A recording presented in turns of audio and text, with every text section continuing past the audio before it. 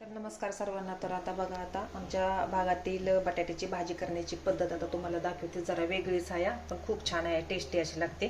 तर ह्याच्यात आता बटाटे मी शिजवून घेतले, ते गाजरं पण येते बघा तुकडं, आणि बटाटे सोलून घेतले, ते सोलून असंच ठेवले. ते आता बटाटो असं चिरायचं नाहीत, आता असंच ठेवून देते. तर इकडं मी नारळाचं दूध घेतलेलं आहे. तर इथं आलं आणि लसणाची पेस्ट आहे, कांदा बारीक एक चिरून घेतलेला आहे, हे पिकलेल्या मिरच्या इथे 2-3 भिजत घातले त्या.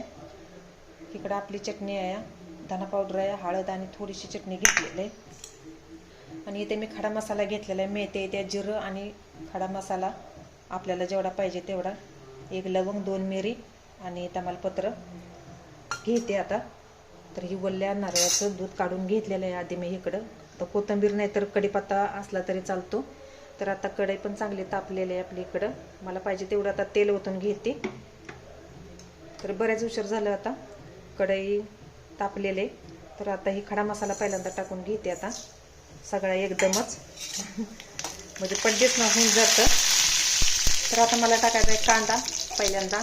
तर कांदा टाकून घेते. तर कांदा टाकला की लगेच मी पिकलेल्या मिरच्या टाकून घेतले. ते आता आलं लसणाची पेस्ट आता टाकून घेते. आता ते काय मिक्सरला बारीक करत बसलेलं नाही, मस्तपैकी झटकीपट अशा भाज्या होऊन जाते त्या. तर सगळा मसाला मी आधी मिक्स करून घेतलेला, तर पटपट अशी मसाल्या होऊन जातो. तर आता शेंगदाण्याची कूट टाकायची काही गरज नाही, ओल्या नारळाचं दूध असल्याच्या नंतर शेंगदाणं काय टाकत नाही आता. तर कालवून बघा आता कसं मिळून येतं आहे मस्तपैकी, आणि कलर पण छान येतो. आता चटणी मी थोडी घेतल्यामुळे मी पिकलेल्या मिरच्या टाकल्या त्या. तर आता चटण्या पण चांगल्या भाजून घेते आता मस्तपैकी. आता कांदा चांगला भाजून घेतला. कांदा पहिल्यांदा भाजायला उशीर लागतो त्याच्यामुळं, मग नंतर मग. तर शेवटी आता नारळाचं दूध आता ओतून घेते. तर आता मला टाकायचा आहे आता बटाटा असाच. आता अख्खा बटाटा आता टाकून घेते आता आणि शिजवून देते. आणि बटाटा असाच आता थोडा 5 मिनटं आता चांगला आता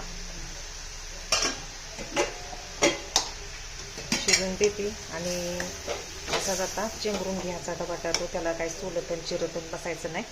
मस्तपैकी झटकीपट भाज्या, पट्ट दिसणं भाजी करायची म्हटल्यावर अशी आयडिया खूप छान अशी आहे. तर असंच आता झाकून ठेवते आता 5 मिनटं. तेल चांगलं सुटतंय मग. तर आता बऱ्याच उशीर झाला, आता बटाटो आपला शिजायला आहे आता, आणि तेल पण चांगलं सुटलेलं आहे मस्तपैकी. तर आता थोडंसं आता गरम पाणी आता ओतते. आता मला जेवढी रस्सा भाजी करायची आहे तेवढं आता पाणी ओतून घेते. आणि असंच आता 10 मिनटं आता शिजून देते. मग कोथिंबीर पण मी भरपूर अशी टाकलेली आहे. कढीपत्ता असलं तर कढीपत्ता पण टाकलं तर चालतो, खूपच छान मग.